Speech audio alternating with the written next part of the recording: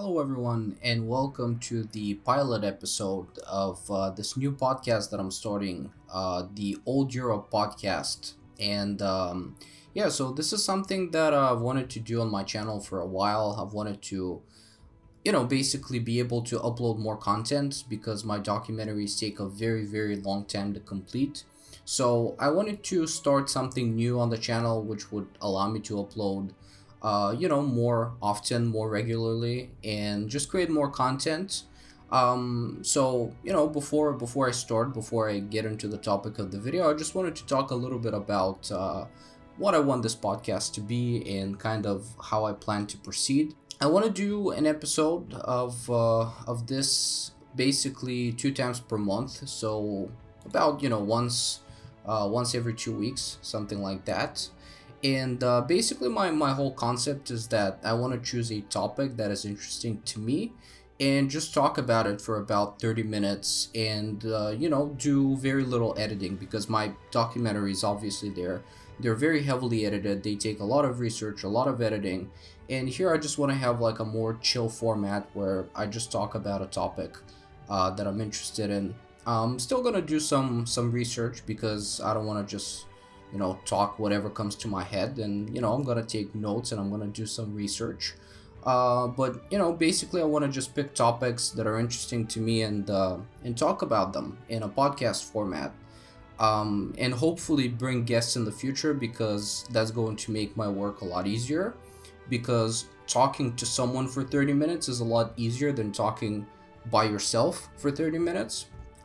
So that is something that I'm working on, and that is something that hopefully will happen in future episodes. So this is the pilot episode, so it's not going to be super organized and super professional or whatever. But I wanted to pick a topic that is a little bit more general, a little bit more broad.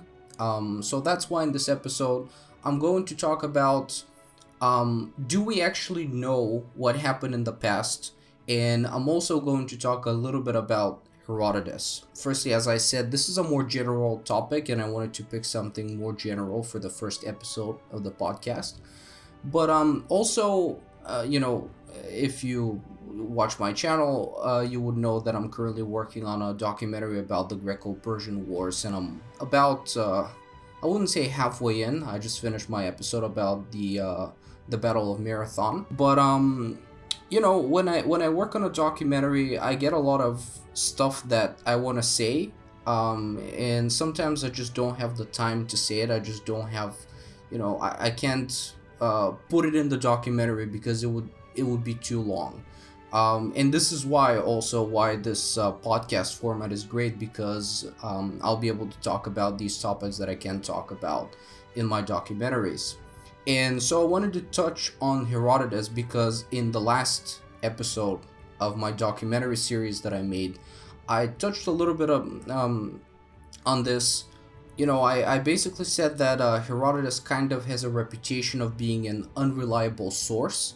So I kind of wanted to explore this a little bit and tie it to the topic. Again, I don't know if it'll be super organized, but I kind of thought that the two questions work together.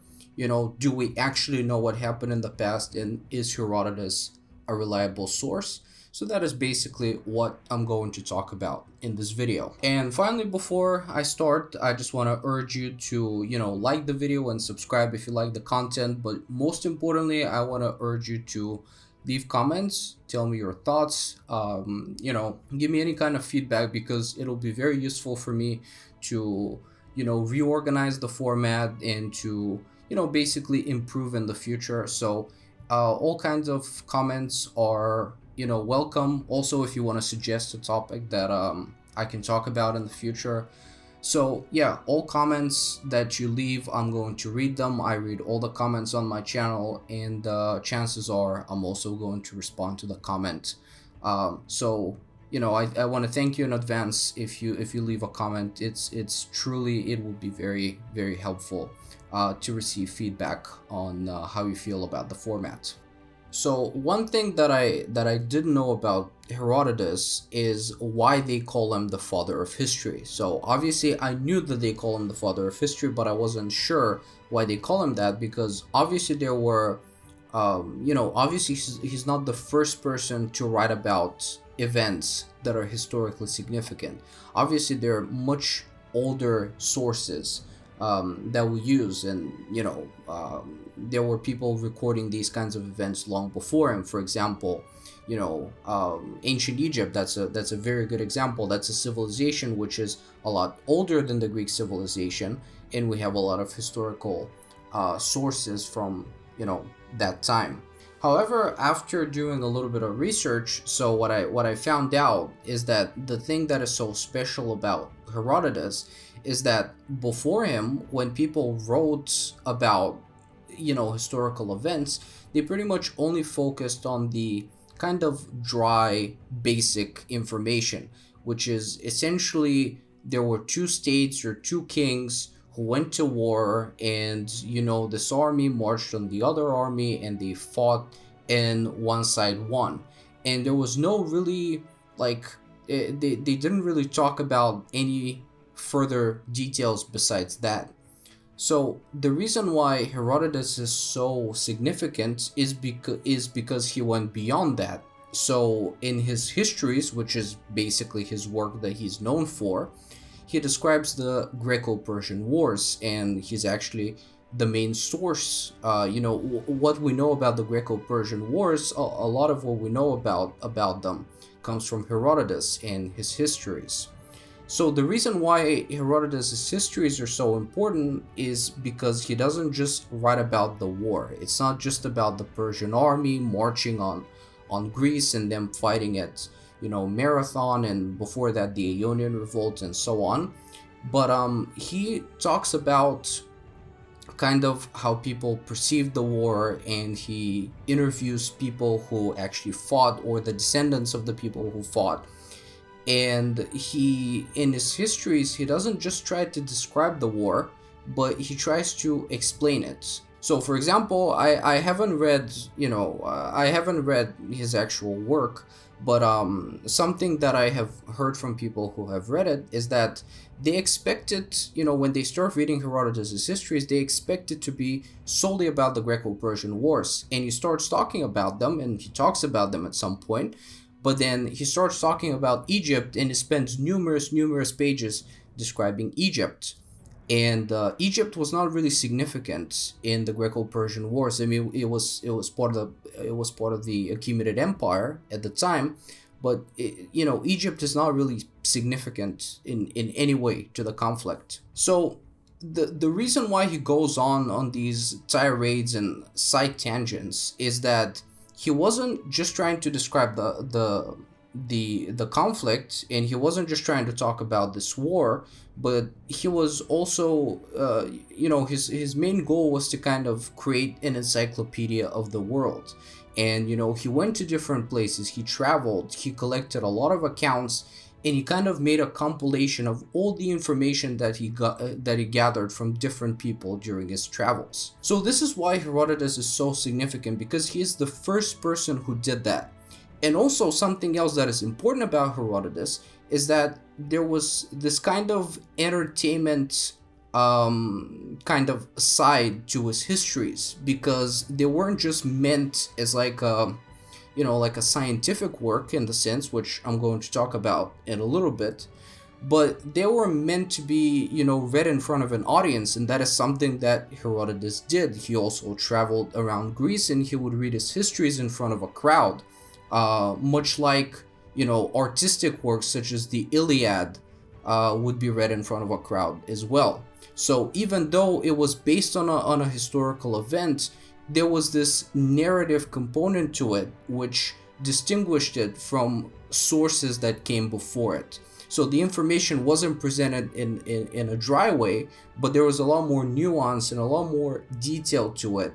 And it was, a compilation of not just information about the war, but information about the world in general. It's just that it describes the Greco-Persian Wars because from a Greek perspective, that was an extremely significant event. And finally, another point about Herodotus that I kind of want to address is, why people say that he's an unreliable source. Well, this can be summarized with the fact that Herodotus has a tendency to really exaggerate certain details when describing them. But for example, he says that at the Battle of Thermopylae, the Persian army was about, consisted of about 1 million men, which is, that's not, it's essentially impossible. The Achaemenid Empire was the largest empire of its time, but even an empire as large as that, considering how much lower the population was and how limited the logistical capabilities of ancient people were, to field such an army, that's just a preposterous claim. Nevertheless, he says that the Persian army, that it was a lot bigger than it actually was. I'm not sure about Marathon, but I believe that he also says that the Persian army at Marathon was, hundreds of thousands of people as well, which, modern historians have concluded is incorrect. More about that a little bit later. People also claim that he's an unreliable source because in his histories there are also some stories that he tells that are pretty unbelievable, and from a modern person's perspective, they're clearly mythology. There's no way that they happen. So I can't exactly give you the stories, but two that I remember from my research, in one he claims that there are these giant ants who collect gold, for example, and in another one, he talks about griffins, like real world griffins who live in a certain part of the world. And obviously, from our modern context, from our modern point of view, we know that those things do not exist. So people say, well, there's stuff in his histories that is clearly made up, so then he can't really be a reliable source. And I think that that's kind of an unfair criticism, because once again, Herodotus, it was not his goal to present a certain event in an objective way and to describe it, but it was rather to interview different people and to make a compilation of all the stories that they told him, basically. So a lot of it is mythology, and I don't think that he himself believed some of these stories, but his main goal was to make a compilation of all the stories that people told him in his travels, all the people that he interviewed, and that is why Herodotus is such an innovator and why he is so important. That being said, how do modern historians know which parts of his histories to believe and which parts not to believe, and why is Herodotus still useful as a source, despite the fact that not all of his information was meant to be about things that actually happened? Well, there's a very good example that I kind of stumbled upon when I was doing my research about the Battle of Marathon. So it is very interesting how modern historians determine what the size of the Persian army could have been at Marathon.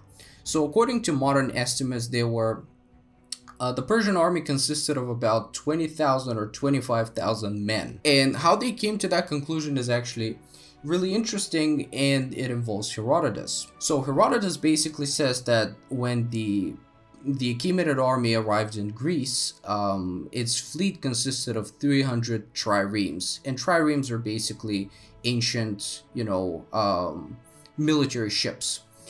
So again, I believe that he claims that these ships carried, over 100,000 men, and so the way that historians, determine how big the army was, they said, well, these 300 ships, there was no way that they carried like 100,000 men or over 100,000 men. But possibly, based on, modern estimates and like doing a little bit of math and like seeing how many people could, physically fit into these ships, they arrived to that conclusion that the Persian army was most likely, around 20,000 troops. But you kind of see the problem with this is that, first of all, you have to take Herodotus's claim basically as truth. And we don't know if Herodotus himself, we don't know how he himself determined that the Persian army came in 300 ships. We don't know if that's actually true. And then on top of that, you have to speculate how many men these ships could have carried to come to that conclusion. So this conclusion that the Persian army consisted of 20 to 25,000 men, well, it's based on layers of speculation. So how accurate is it? Well, we don't really know. And that is something that we really run into when we talk about events which happened a very long time ago. You have to take the source's credibility at face value, basically, because you don't know if they themselves are correct in describing, for example, a certain number, like the case with the ships. And then on top of that, you have multiple layers of speculation. So in my opinion, even if we were to only analyze these kinds of details, like the very base details of what happened in the past, we really have to think about it. We really have to take it with a grain of salt when we think about it, because it's really hard to say that we really know anything for sure. So that is something that I do when I personally look at historical events, is that we can extrapolate certain details, but we can't really know for sure. While Herodotus is a very recognizable name from history, anyone who has who's interested in history or who's an amateur historian knows who Herodotus is, because he's very popular. However, that is a little bit unfair to another man who went by the name of Thucydides. Now, Thucydides was an Athenian general who lived a little bit after Herodotus. I mean, technically they were contemporaries because they were alive at the same time, but Thucydides was a lot younger than Herodotus, so he was kind of the next generation. And Thucydides, we can also describe him as a historian because he talked about the event which followed the Greco-Persian Wars, which was the Peloponnesian War. However, his approach was much different to the approach of Herodotus, and he was actually highly critical of Herodotus. So Thucydides, the best way to describe him, he is kind of known as the father of scientific history. So while Herodotus is the father of history, because he was the first one who described a historical event or a war in a narrative manner, Thucydides is the father of scientific history because he wasn't really concerned with presenting the information in a way that would be interesting for an audience. And while Herodotus was concerned with, retelling information that, he received from other people and, presenting it, Thucydides was more concerned with analyses. So his goal was not just to describe a historical event, but to talk about the motives, like why certain states go to war and what happens when they go to war, and to apply political theory to this event, which is why Thucydides is one of the several men who's considered to be the father of political realism. Now, without going into too much detail about political realism, the founders of political realism alongside Thucydides are, two men who lived way after him, but those are Niccolò Machiavelli as well as Thomas Hobbes. In simple terms, what political realism is, this is essentially the first political theory. So nowadays we have many political theories. We have, just to give a few examples, we have liberalism, conservatism, feminism, Marxism, constructivism. But back in the day, there was essentially only political realism, and that was the only political theory through which people, it's essentially a political lens through which you analyze historical events. So this is why Thucydides is also important, because while Herodotus was not concerned with motives, and he wasn't really like an analyst of the events that he was describing, Thucydides was, and that was actually his main focus. But you see how this also opens another layer which complicates the way in which we can interpret historical events. Because once you start applying political theory to it, then you add an extra layer of interpretation. And again, I'll try to give you an example from my personal experience. So last year, I made a documentary about the life of Spartacus, and it was a very long documentary. It was over 40 minutes long. And it was about Spartacus and the Third Servile War. But the main thing, the main question that I wanted to answer about Spartacus was kind of what was his motive? Like, why did he go to war with Rome? And that was the main question that I was trying to answer. Was he just trying to benefit from his position and go to war, against a vulnerable Rome in order to enrich himself and gain power? Or were his motives, quote unquote, more noble? Was he trying to abolish slavery, or was he, essentially a revolutionary? In one of the chapters of my documentary, I actually talk about this in great detail. So Karl Marx, who is essentially the founder of Marxist political theory, I mean, it's named after him, so it makes sense. But Marx viewed Spartacus as a freedom fighter, as essentially an ancient communist who was trying to bring down this tyrannical capitalistic empire and to, basically start a revolution, much like the communist revolutions of, many centuries later. And that was a Marxist interpretation of the Third Servile War, and that is how a Marxist views it.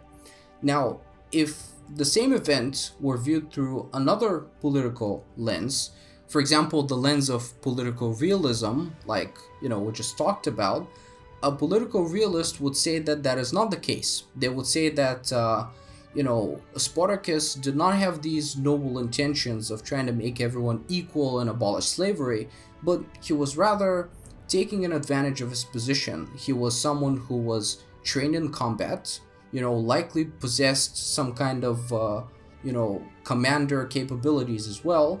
And the Roman Empire was very vulnerable at the time. There were no armies on the Italian peninsula when his rebellion started, and he was able to exploit this position to gain a lot of power, and that's why he kept going. So these are two very different interpretations of the same historical event.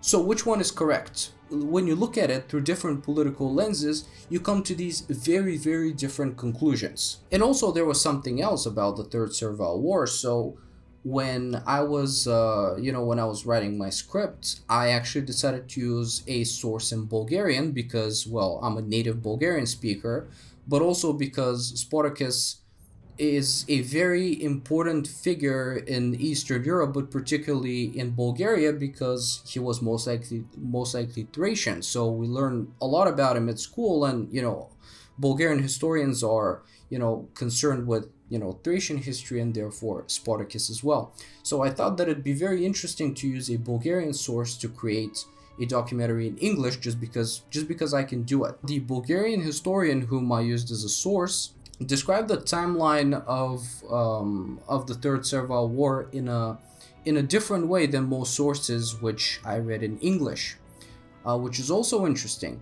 And I believe that there were two Roman chroniclers who talked about the Third Servile War, Roman and Greek. I believe one of them was Plutarch. I can't remember the other one, maybe Appian, but I'm not sure. But anyways, both of them, each of them has a different timeline of the Third Servile War. And so some historians look at that and they pick one explanation and they give one timeline based on what one of these historians said, and other historians might pick the other timeline of the other, ancient chronicler. But what the Bulgarian historian did, he actually combined the two timelines and presented his timeline of the Third Servile War in a totally different way. So again, you see how they're often conflicting sources. There's conflicting information which you have to interpret and basically pick based on, sometimes very arbitrary criteria. But then there is also a layer of political theory, which you apply to historical events. And based on that, you can have a radically different interpretation than someone else. So history is not an exact science.